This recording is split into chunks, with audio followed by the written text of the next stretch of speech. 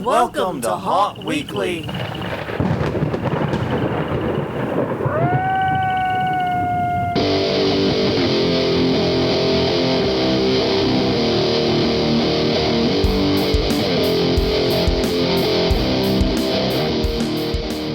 Hello, everyone. I'm Jonathan. I'm Crystal. And this is Haunt Weekly, a weekly podcast from the Attraction Haunt Entertainment community. Whether you're an actor, owner, or just plain aficionado, we aim to be a podcast for you.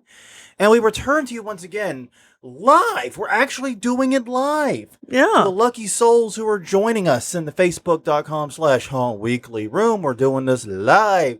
Thank you all for coming and finding us this week. But yes, after 1 week of vacation, then 1 week of illness. Right. We all have forgotten what colds are like. We are back in the studio doing this live, what we loosely refer to as a studio. Mm-hmm. It has very few studio-like qualities. Yes, it has microphones in it and lights. Microphones, lights, a TV, and that's about it, folks. It's not exactly a wild show. But anyways, thank you very much for joining us. If you do want to check out more Haunt Weekly, check it out at hauntweekly.com, Haunt Weekly on Twitter, Haunt Weekly on Facebook, youtube.com/Haunt Weekly is the YouTube channel. We're also available on iTunes, Google Play, and Stitcher. And if you missed the live recording, poo on you. Come back next week, every Friday, I've gotten to the point where I know not to say Friday, and I psych myself out, and I do it anyway. Every Sunday, 8 p.m. Central, 9 p.m. Eastern, facebook.com/Haunt Weekly. Come join us. All right, everyone. First thing is first. We get to do a live question of the week. Maybe we'll even have a few answers by the end of the podcast. Who knows? Yeah. But on that note, this week's question of the week, I'm actually plagiarizing this one from Taskmaster. And by plagiarizing, I mean I'm giving full credit for it. Exactly. It was a Taskmaster challenge. I just thought it was too good of a question not to ask like random strangers. Mm-hmm. The question is, what is the most surprisingly expensive item in your haunt or your house? Your haunted attraction or your house. The most surprisingly expensive thing. The thing that people will go, oh, that can't be that much. Yeah. And then you tell them the actual price and they go, what? That's the one we want. Yeah. So what is the most unexpectedly expensive item in your haunt or your house if need be? And I have, this one's a tough one. It is. I know, see, the thing is, the problem is the word unexpected, right? Right. That's what messes that up. Like, I don't really know what is unexpected. Like, I think Lego is unexpectedly expensive. It is. So this Lego haunted house set that's behind Crystal right now, if you're watching us live or watching the video version, yeah, that is unexpectedly expensive to me. But a lot of people apparently know that Lego is expensive and expect that. Yeah, I think it's because it's thought of as a kid's toy. Yeah. Kids play with it, so of course Lego isn't expensive. No, Lego's pretty freaking expensive. So yeah, I have been trying to think of a good answer for this one. And part of the problem is we try to keep things cheap, and we have such cheap tastes. Yeah. In our day-to-day lives, it's very, very difficult. I can give you like the most unexpectedly inexpensive things. Yeah. I can give you a whole list of those. Crystal, what are your thoughts real fast? Okay, so for the most expensive thing in the house, it's going to be my collection of animal bones and things. Oh, yeah. Because, and as soon as you put art in front of it, but I do have a piece of art that's like a skull surrounded by dead flowers and like dried bats and stuff.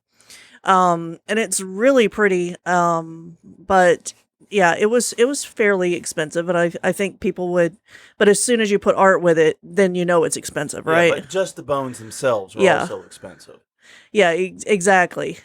Because hey, this was picked it up off the ground. What the hell? Exactly. If you live in an area where you can find bones randomly, then you know that they're free. Unless you happen to live in a city where it's not as easy to find random bones, and then they're pretty expensive to buy. I think I know what the most unexpectedly expensive haunt-related thing is. I do too. What is it? Go ahead. The gate rolling thing in the bathroom scene. Oh, yeah, that was that's just a door. It was a barn mechanism, door hinge. Barn door mechanism. I have no idea how much a barn door hinge costs, and that is actually surprisingly expensive. Yeah. Granted, it is very durable. It is. Yes. That sucker ain't going nowhere. No. Yeah, that was surprising. No, I was going to say something different because I come at this from a different angle than you, I guess. Uh-huh. I think the thing most people, especially outside of this particular aspect of the haunt industry, would be surprised is so expensive, is the flyers. How much we spend on flyers every year, up to 25% of our annual budget goes to printing flyers. Yeah. And they don't look that expensive. No. And we give them out for free because that's what you do with flyers. But yes, even our relatively small flyer run can cost $250 or more. That is true. And I don't think a lot of people realize how much money, especially for a home haunt like us, how much of our resources go into that. Oh, and the most expensive. Oh, that's a good one too. One first comment. I was going to actually be my next pick. We'll come back to it, but we'll give them that one at the end. Yeah, because that was going to be my next pick as a backup. Was how much we spent on that particular item. But you're just going to have to wait till the end of the show to see what Victor Ruiz said, because it's a good answer and it was literally my backup. So that's a damn good answer. Okay, on that note, we asked you guys about conference reminders. And everyone said that they did want them back. Yes. And that they wanted them back either every other week or every 4 weeks. So right now, I think we might do them every 4 weeks for a bit, just because of what we're seeing with conferences. Yeah. I don't know if every 2 weeks makes a lot of sense. We'll see, though. Maybe we'll see. But yeah. Well, and it may be, because as you'll see in a minute, the list is fairly short. Yeah. That it's more manageable to do it sooner. But the point of the matter is, and I kind of want to have a brief conversation about this before we dive into them. Right. Because I want to tell you what I did, and I want to tell you what I went through to get the list we have. And the list we have ain't pretty. Right. Let's just be honest and be direct here. Crystal, being the archivist of Haunt Weekly, found the last conference reminder we had, or one of the last ones at the very least, right? About a year and a half ago when we stopped, and gave it to me. And I went through each item. There was like 24 items there. Went through each one, looking up the website, the social media, trying to find any evidence that they were coming back, and if so, they were. And I had to make a judgment call. Some I had to yeet because they hadn't updated anything since either early 2020 or 2019. Or because everything was dead, or whatever. I just had to make judgment calls. Now, some I know the people behind it, and I know what they're trying to do, so they're in the reminders, but they're not coming up. Right. They're not going to be in this week anyway. But the point of the matter is, we lost probably over half of the haunt conventions that we had on the list originally. Mm-hmm. And basically my rules were, if you had been keeping your social media up and talking about the conference at all, I kept you. But if your websites and your social media were not up to date, or you were only talking about other things, I did not. And that was rough.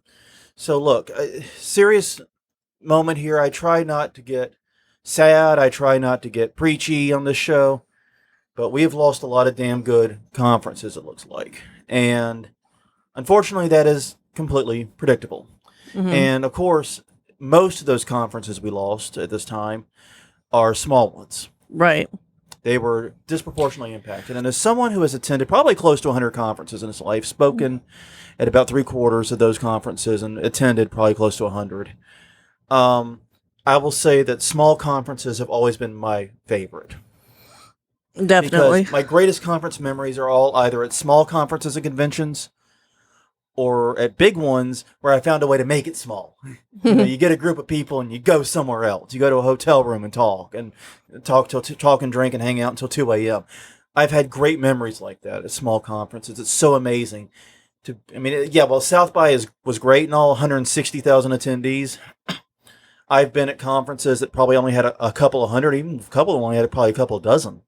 Mm-hmm. And those were amazing experiences to get so many like-minded people that share a passionate interest in that room. You make so many great contacts that way. Those small conventions, especially the local ones, they're great for people who can't afford to travel or can't take the time off to travel to a Trans World or a Haunt Con or whatever. And a lot of those are gone. And the ones that have hung around are probably struggling. So look, I'm just going to say it like this. Get your vaccine, wear your mask, do everything you can to stamp out COVID. Please. Yes. Please, please, please. This isn't just about you. This was never just about you. Whatever your roadblock is. If you were like, oh, I'm going to wait a year and make sure there are no side effects. I know people that have been vaccinated longer than a year. Yeah. Yeah. That ship sailed. You're out. That excuse is gone. Yeah. If you are, worried about taking time off, I understand. But it's got to get done. It's got to get done. Whatever your roadblock is, please get around it. It's past time. And I think that the person I know that had the most severe reaction to the vaccine, meaning her immune system worked better, so it actually made her sick, was only down for 2.5 days. Yeah. So, just keep that in mind. You will get over it. It feels like a flu if you do have it. But I know so many people who had no reaction at all. I had functionally no reaction. Yeah, me too. It didn't help that on the date of the second vaccine, I went and got drunk as hell. That was probably very, very stupid. Oh, yeah. But it also means I can't tell what was hangover and what was vaccine. Right. The hangover did not feel any worse than what I earned the organic way, though. How's that? No. So, yeah, personally, please, please, please, sleeves up, masks on. Let's kill this. Let's end this son of a bitch. Yeah, exactly. I want COVID gone. I want this industry. I want our conferences back. I want our industry back. God damn it, get on it, guys. Yeah. If you haven't done it, if you've done it already, Godspeed to you. Thank you. If you haven't, please, please, please, whatever the roadblock is, we don't have time for it. Right. Because as mask mandates are coming back and numbers are rising, Halloween's in jeopardy again. Just think about that. Yeah. So. That is true. Good point. All right. So now we're going to get to the conference reminders. I'll take the first one, and that means Crystal only gets one, but hey, whatever. It means you only get one, too. We're doing 3. Oh, okay. No, actually, we're doing 4, so we each get 2. Oh. I did put a 4th in. Okay. All right, you ready? Coming up. Well, first things first, we should acknowledge that Hunters Against Hate is ending as we're recording this on August 1st. So congratulations, Hunters Against Hate, the event in Louisville, Kentucky. Been seeing the photos. Looked like a great time. Yeah. Okay. Hopefully we'll be able to get there next year. Yeah, this year was not going to work, but next year, hopefully, fingers crossed, thumbs up. All right. But coming up next in Knoxville, Tennessee, it's CreepyCon Halloween and Horror Convention, August 20th through the 22nd in Jacobs Building, featuring celebrity guest contest and more, including a zombie beauty pageant. Ooh. Because that's what I want. Sexy zombies. I'm not sure how I feel about that one. I'm not going to lie to you. Ticket starters is $25 for a one-day pass. CreepyConKnoxville.com for more information. Right. Next, after season, November 12th through the 13th, it's Legendary Haunt Tour rolling through New Orleans. It is starting at the Metairie Marriott, touring the Mortuary, New Orleans. I have to disagree. That is not New Orleans. Okay. Touring the Mortuary, New Orleans Nightmare, the 13th Gate, and Rise Haunted Houses. Tickets are $365. Early bird pricing ends August 13th. Might be someone's birthday. It might be. And Legendary Haunt Tour with 2Ts.com. Yeah, I always want to type it with 1. Every time I type it with 1. So that's why I have to say it. Legendary Haunt Tour. The 2 T's are important. Yeah, and now it's like muscle memory. It just comes out whenever you have to say it. Yeah, I know, it does. But the reason I do that is because I always type it wrong. And I'm usually a very good typist. That is true. That's one of the few things I'm like really good at. Okay, after that, January 11th through the 13th, 2022. It's Halloween and Party Expo in Las Vegas, Nevada, a giant trade show of Halloween and related products. It's mostly for bulk buyers, but there are some booths that are open and available to haunters. But usually this event is co-located with HauntCon, so HauntCon may be happening then. But we do not know because, unfortunately, HauntCon on their site is listed as postponed for 2022. So we will get you more details on what's going on with HauntCon as we find out. Right. Okay, HauntX DIY Haunters and Halloween Expo. I remember this one. Yes, I do too. And I was so, you do not know how much of a quiet cheer I let out when I saw their site work and had dates for 2022. You have Yes. no idea the silent cheer I let out. Go ahead, sorry. February 19th through the 20th, 2022, in California, Pomona at the Fairplex, Building 9. It'll be featuring an asylum costume party on Saturday the 19th. HauntX.com for more info. Yeah, I remember this one when we were doing the conference reminders, like I said, way back in the before times. And that was one of the ones I always wanted to go to because I love the DIY stuff, and a whole conference focused on DIY haunting. Hells to the yeah. Yeah, basically our entire haunt is a DIY. So Yeah, it's one of the reasons why it's hard for us to think of an expensive thing in an expensive thing in a haunt. mhm. All right. So on that note, it is an episode that's divisible by 4. That means it is time to do the news, and it has been a wee little bit busy. Just a little bit, yeah. It's really funny. We broke apart this week's show notes. I did the conference reminders because we had to start from scratch. Right. So that required some time. And you did the basically the compiling of the stories. Right. And the stories we compile over the month. In fact, I don't think we had to dip into. I didn't have to do searches for new stories today. No. No, you were plenty Usually I busy do. with all the crap in our Haunt Links chat. That Yeah. has been surprisingly active for July. Realistically, Exactly. it's been the month of July. Usually in July, we're like, what is HHN doing? Yeah. You know? And we are going to talk about HHN, don't get it twisted, but we got a lot of news stories that go beyond. And do you want me to start since you're actively having to do comments? Sure. All right, our first story this week. The Rowan County Planning Board denies Reaper Realms' request for rezoning after opposition from its neighbors. This article is by the Salisbury Post and Ben Stansel. I'm hoping I'm saying your name right, Ben. Basically, Reaper's Realm, we actually talked about them back last haunt season. They came up a lot in the news. Some of you may remember. First, because they were one of the haunts that unfortunately experienced a shooting. In fact, I think they might have been the first. They had opening night, huge crowds, and a shooting took place. And then there were all of these unaccompanied teenagers and kids. Right, 600. Yeah, that the sheriff's department, and pity this rural county sheriff's department having to get all these kids home. I mean, that was not a good day. No. After dealing with a shooting. Right. And then after that, I think the next news cycle, we talked about how it turned out they were operating without a permit. Correct. Because what had happened is they are zoned rural agricultural, which does not allow for these types of seasonal attractions.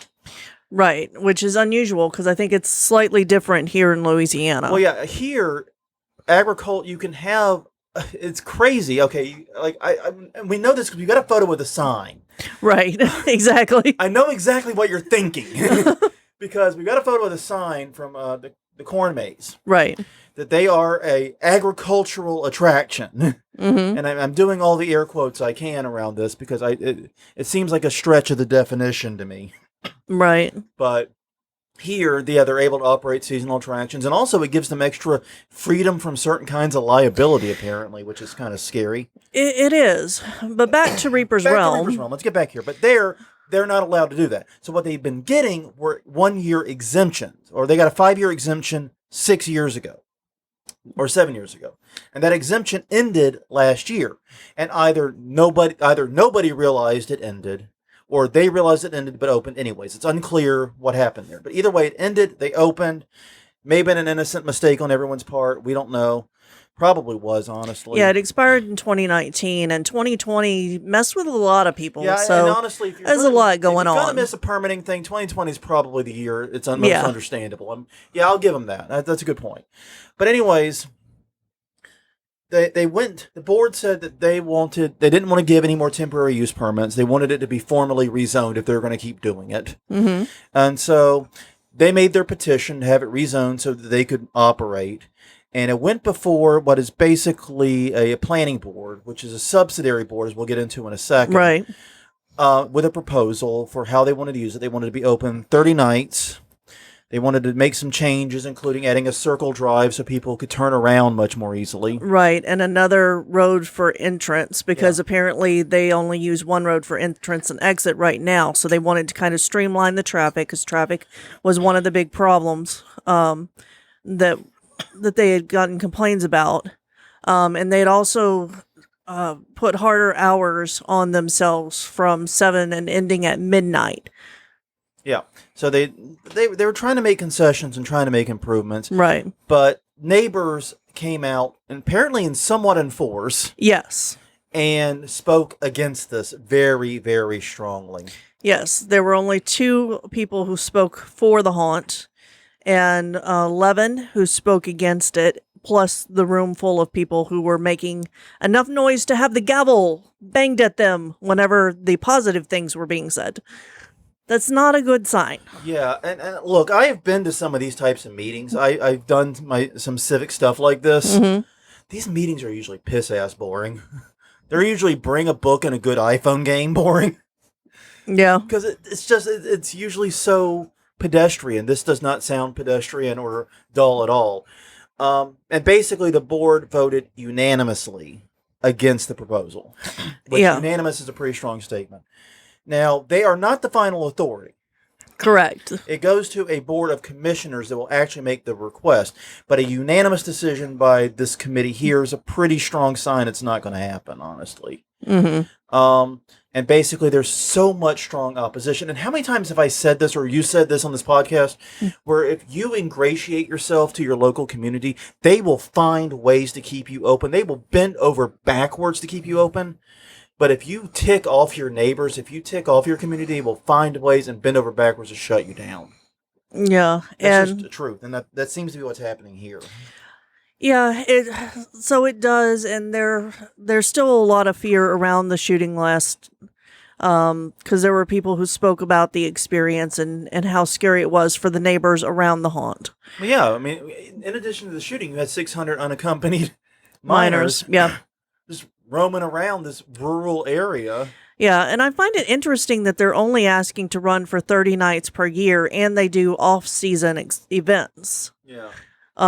Because October has 31 days last time I checked. Yeah, but they maybe only be running the 16-night weekend schedule. Yeah, that's true. And then or they could be doing the 20-night seasonal schedule with like a St. Patrick's Day and a 4th of July event stuck in later. Yeah, that's true. So you could get 30 days of haunting out of that and get a few extra events. Because, I mean, yeah, Hell Week is a thing, but most haunts aren't open like Random Tuesdays in October anymore. Yeah. Anyways, it's a sad story. It is. I do wish Reaper's Realm best. I mean, yeah, we were critical of them, especially with some of the decisions they made about opening and the way they handled it. But it does seem like they are trying to do better. Yeah, and they put in a lot of things to improve this situation. Yeah. So, and it does seem like they at least, are putting in that effort. And I want to reward that. I hope that their neighbors I hope the neighbors and the local lawmakers will allow them.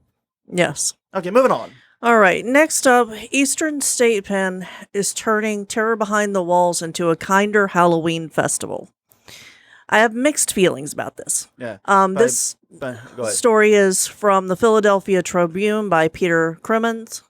And basically, they've been running Halloween events for 30 years. Terror Behind the Walls being the biggest. It started in 97. It was 6 distinct walkthroughs of like mini haunts, and now they're only going to have 3 scary things, 2 haunts and 1 bar with scares, which sounds very interesting. It's called the Bloodline Lounge. Dangerous. Yeah, the Bloodline Lounge.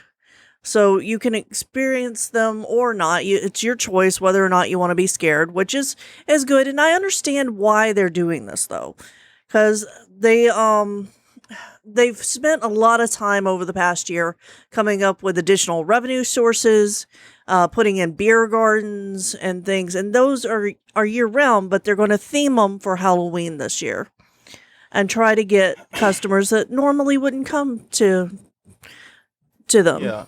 One of the things that came out right at the start of the pandemic was Terror Behind the Walls, Eastern State Penn, rather. Not Terror Behind the Walls, but Eastern State Penn lost something like 70% of their operating revenue by having to cancel Terror Behind the Walls. And they were one of the first to cancel. They were among the first shoes to drop. Yeah.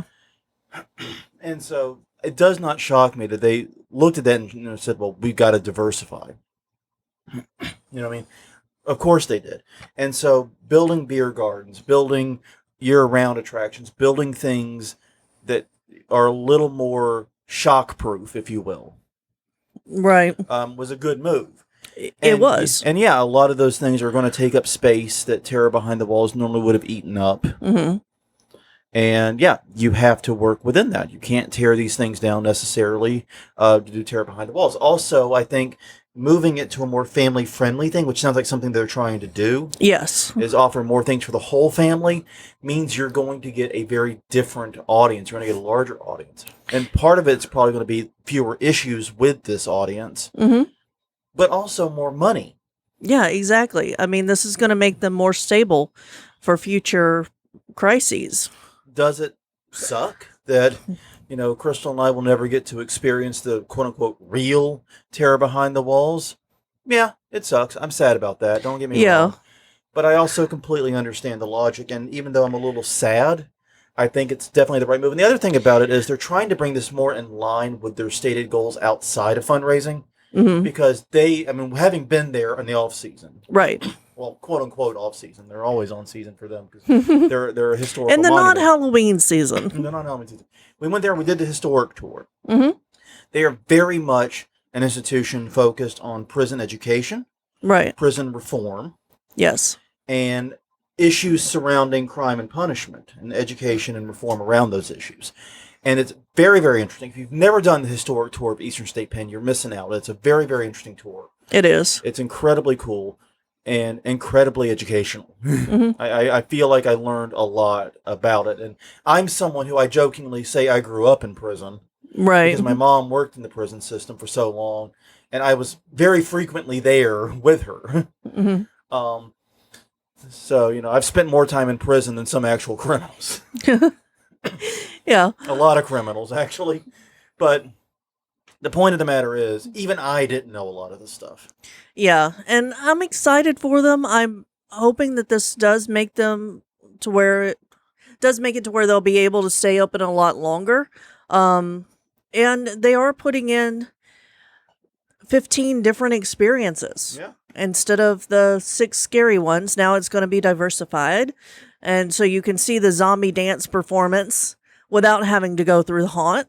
You can go to ghoulish lounges, beer gardens, as I mentioned, light projections, and immersive environments. Yeah, it's going to be good. They're talking about opening up one of the old basketball courts for the first time to the public and making it a gargoyle garden, which just sounds awesome.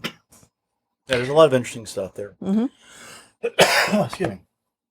Well, coming up next, we have a bout of HHN news to get through, it looks like. We do. First things first, the Haunting of Hill House will be making an appearance at Halloween Horror Nights. This is an article by Danielle Ricci over at the Discover Universal blog.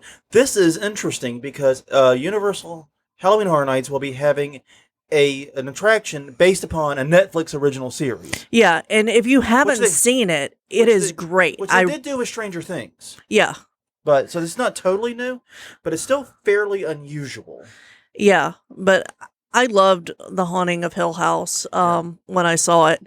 And if you haven't seen it, it's definitely worth a watch. And I'm really curious about this because it's going to be more focused on the creepiness and the subtle fear that's in the show. And I want to see how they pull it off. And it will feature some of the characters. Yes. It'll feature the tall man and the bent neck lady. Yes. But it will not be following the show's storyline. Correct. As you just noted. They'll be focusing more on vibe and the presence of the characters than they will the actual plot. Which, like with the Stranger Things one, they kind of sort of apparently follow the plot. Yeah, this is more of an homage, kind of tip of the hat. So, yeah, this is pretty interesting and pretty cool. Looking forward to hearing more about it. Yes, and also at HHN, they're going to bring Texas Chainsaw Massacre and The Bride of Frankenstein Lives. The Bride of Frankenstein was debuted last year, so people who were able to go last year will know what that's about, but it sounds like it's going to be really fun. And this is also by Brittany Tuttle at attractionsmagazine.com.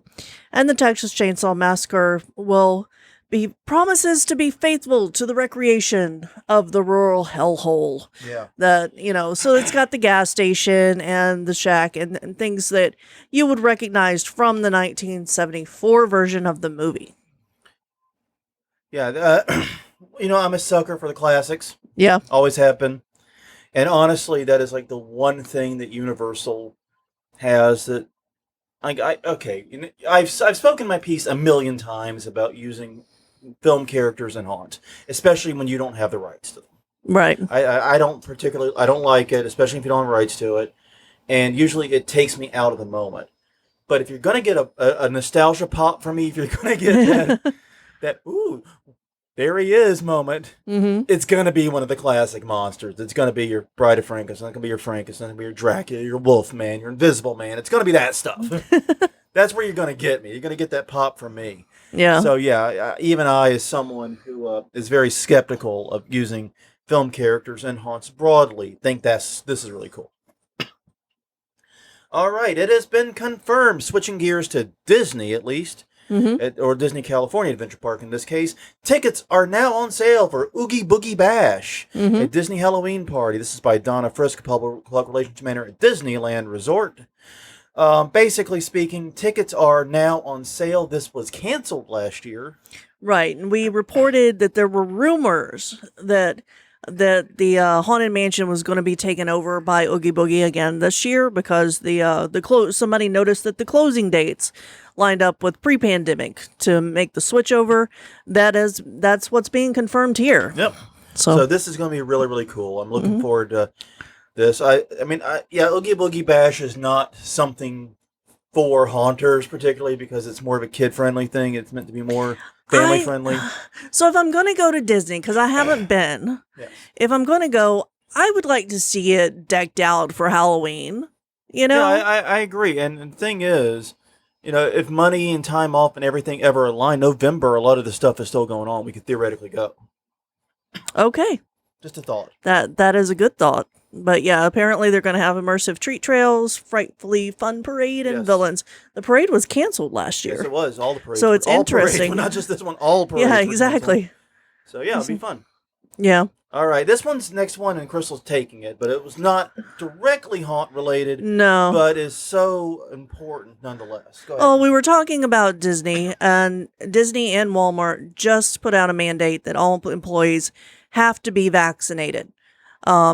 As the COVID-19 cases are spiking nationwide, as we said at the beginning of the program. This is from the Washington Post. So yeah, that's basically it, is that, now, if Disney was one of the first ones to cancel last year and to put mask mandates in check. There is an important caveat with the Walmart one, and that they are doing it for corporate employees, not necessarily store employees. They're going to make a decision on that later, is what I understand. This announcement dealt with corporate. Right. But yeah, Disney and Walmart have announced they are implementing vaccine mandates for their employees. And this is a huge deal. And, you have to wonder, will this be a norm in the haunted attraction industry moving forward? Because because I've noticed the haunted attraction industry tends to follow Disney. As weird as that sounds, it tends to be very true. Yeah. And that's why when Disney was canceling Halloween shit, we got really worried. Right. That was the first time we looked at it and went, we're not going to have a haunt season. Yeah. Because when Disney started canceling, because they're the ones that are looking way out into the future. They have the farthest telescope, I think, of anyone here as far as time goes. And they typically make decisions before anyone else. They're the canary in the coal mine for the haunt industry in a lot of ways. And with Disney doing this, I think there's going to be an interesting discussion in the haunt industry, especially coming up in like September, as haunts are more aggressive. Like, haunts are already hiring. We're already seeing the come work for us promotions already going on. But as haunts are actually making final decisions, come late August into September, this is going to be a very interesting conversation. And I think Disney's leading the way here with the conversation. Yeah, I agree. All right, another haunt we reported on previously, the interactive haunted attraction Delusion will be returning for 2021. This is from Fangoria by Angela Melanson. I really should try to practice saying these names before I jump in. I think you did fine. All right. The 13th Floor Entertainment Group and the celebrated horror master John Braver announced the return of Delusion. This was in Los Angeles last year, and it was sort of a response to the pandemic. Right. They couldn't open what they wanted to, so they opened up an interactive haunted attraction. Mm-hmm. And it's going to be an all-new show this year. It'll be an open world element where visitors can find different threads of the story, kind of by exploring. Yeah, exactly. You're encouraged to explore and find clues and put them together to figure out the story. There will also be a VIP experience that will give you access to the floor of the show that non-VIP guests will not see, as well as a commemorative poster. Yeah. I'm just going to say the VIP access to the floor, very cool VIP gift, commemorative poster. You know. Well, it's signed by John Braver. Fair enough, I guess. So, you know what, autographs, okay. You know what, I'm shutting up. You're right. All right, you got me on that one. Yeah, Signed by John Braver, I'll give it that one. VIP mostly usually just means you get to the front of the line. This is a whole different experience, and you get something to take home. All right. How much have we harped on that? Yeah, I give up. You win. It's over. I concede. Waving the white flag. You won. It's over. That was not good. All right, moving on. Please save me. All right. Scarehouse has unveiled its new haunted attraction for 20 years of Fear's celebration. Hey, congratulations. Good job. Pittsburgh City Paper, Amanda Waltz is reporting this. They are opening September 18th inside the Galleria at Pittsburgh Mills in Tarentum. Yeah, that's a name we should have tried to practice beforehand. Yes. That could have gone sideways. Yes, if I had moved there and didn't know how to say it, it would be tarantula. But the I could have lineup gone includes... worse sideways than that, looking at it. Yeah, the lineup includes the original version of Bunny, which is a less adorable, scary 6-foot-tall rabbit with a hatchet. Okay, I gotta admit this. I'm not familiar with the characters of Scarehouse. No. So when I read about Bunny, and when I first read this article, way back when I first found it, I went, come on, what the hell's so scary? Oh, 6 foot tall carrying a hatchet. Okay, that's actually pretty terrifying. Okay, that's not where I thought you were going to go with it. I thought you were going to go to AEW. Oh, no, I didn't think of AEW at all. I separate that. No, Allie is creepy, though. Like, Allie is genuinely creepy. Like, if you don't... Anyway, we'll get into that later. But Allie, a.k.a. the Bunny from AEW, is genuinely disturbing. That was creepy. I was thinking, bunnies aren't creepy. Yeah. Like, no. This one, I can see how this works now. Hang on. Yeah. I figured it out. Yeah, I'm not sure about this next one. Creepo the Clown. I'm not... But anyway, a violent visage of trolls the nightmares of everyone he meets. And Delirium, a neon color, unhinged, unpredictable raver. Which actually sounds like it might be inspired by Sandman series. Yeah, and would work very well in any 3D attractions. Mm-hmm. I'd wager anything. Yeah, they also provided Scarehouse also provided an update on the basement, which is their extreme scare zone. It is going to be closed again this year due to COVID concerns, but they are hoping to come back with something really extra next year. Yeah, that's one of the things we didn't talk about much during COVID, because we talked about general impacts in the haunt industry and who was doing what they could and what the best solutions were. And I think that was all great and all, but one thing we didn't talk about was the impact of COVID specifically on extreme and more full contact haunted attractions. Yeah, it's something we haven't done an episode on. I know you and I have talked on it together. Yeah. And honestly, we don't... I think the reason we haven't done an episode is because we don't particularly like those types of attractions, and we don't run one. Yeah, we've only been... We're not experts in it. Yeah, we've only been to 2. One of them I could see being okay, because it was where, they blindfolded you and they could touch you from afar with something else other than their hands. And the other one I would not go through during COVID. Yeah. So yeah, it's an interesting question. Mm-hmm. All right. Next up, we do have a busy week, don't we? Mm-hmm. Ace Adventure Resort is wrapping up the summer fun with spooky festivities. To quote the headline by Catherine Skeldon. At WOAY. Yeah. Sorry, weird font issue there. Sorry. No problem. Basically, this is an adventure resort in Oak Hill, West Virginia. Yes. And what they are doing is ending it with some spooky festivities. This ties in kind of what we were talking about, the outdoor activities previously, so that's why we're mentioning this. But one of the things they're doing is Jaws After Dark on an inflatable projector screen. Yeah, this happened yesterday, and you basically were in rafts in a lake watching Jaws. With your legs, like, kicking in the water. Yeah. I don't know if they had scare actors going around and going underneath and, like, touching legs, but, you know. Anyone got a scuba suit? Asking for a friend. Well, A scuba suit and one of those shark fins you can strap. I can just see some serious I know. troll work here. I know. Dun, dun. You know, if our neighbors are any indication, if hopefully word of this got out and people went, they would have brought their own and done that, Yeah. because we always have somebody that shows up trying to scare people in our line. Yeah, and we have to usually shoo them away because they're not doing it safely, unfortunately. Exactly. Because So, somebody brought at least one of those little shark fin backs. you had the next one, I thought.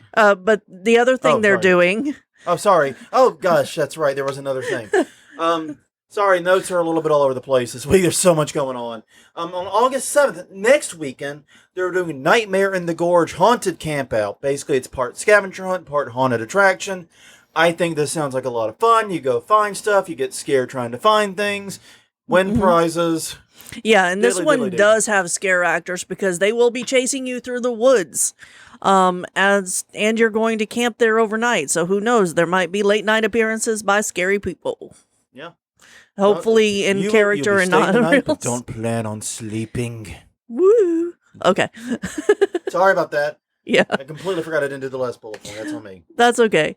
All right. Opportunity Village's Fright Nights is returning this October, and the tickets are on sale now. This is for a charity in Las Vegas. The article is by Matt Lushek. That's one that just stopped my brain and why Yeah. I didn't say it out. Those letters don't go together. News3lv.com is where he's from.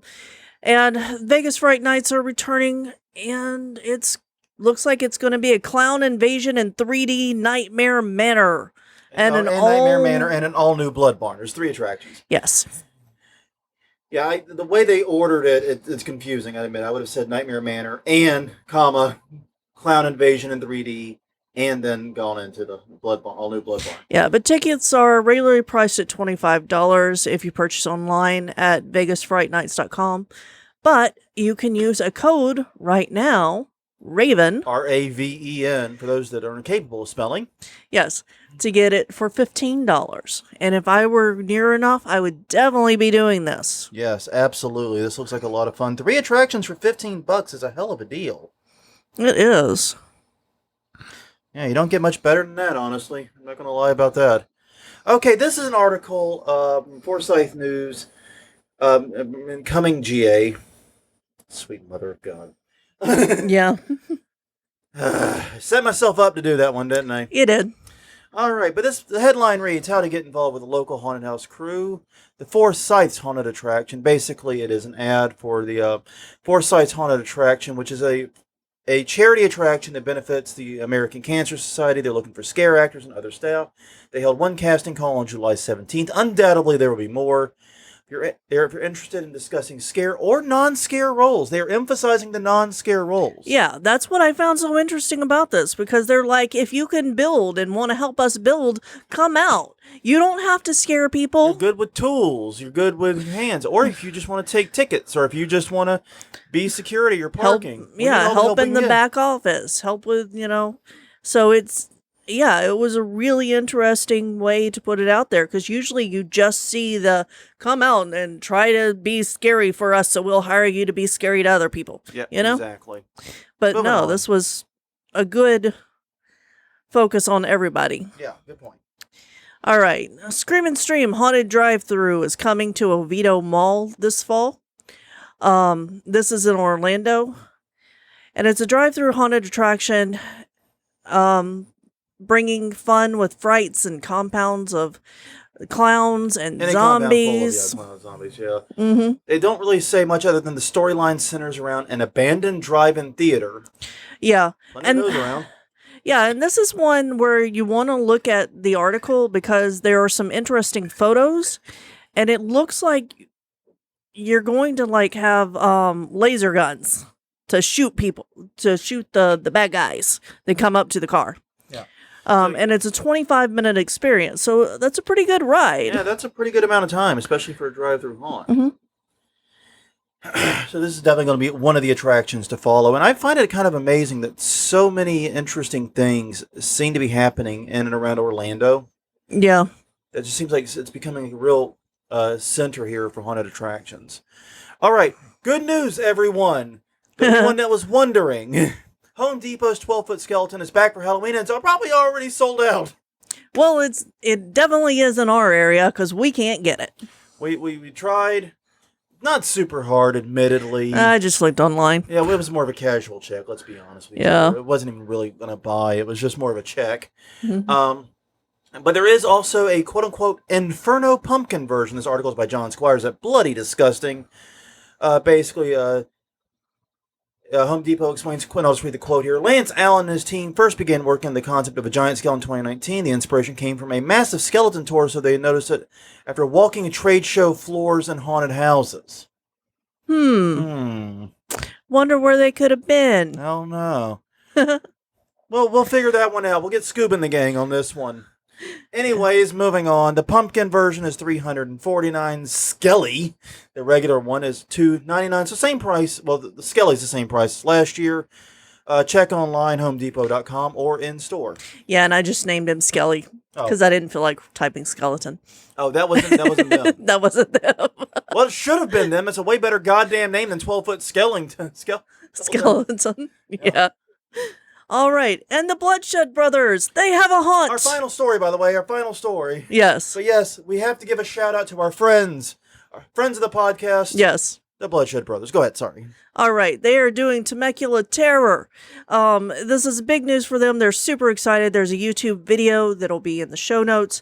There's also an article from NBC Los Angeles that talks about what they're going to be doing, but it's going to be a Halloween haunted carnival, and they're going to have 3 mazes, a pair of bars, DJ, music. It sounds like an awesome night.